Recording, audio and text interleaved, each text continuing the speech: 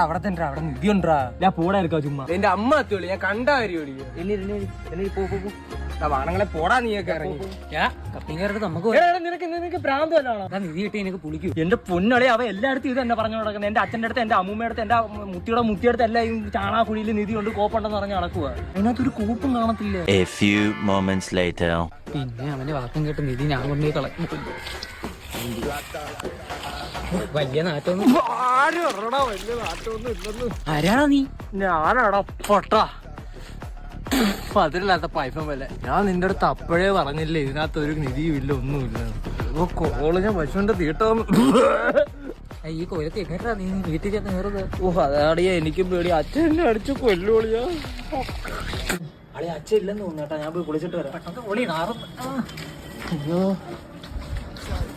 പുഴത്തെ ചാണ. നീ വന്നേന്തെങ്കിലും കാര്യം എന്റെ മുഴുവൻ കഴിച്ചു തരാം.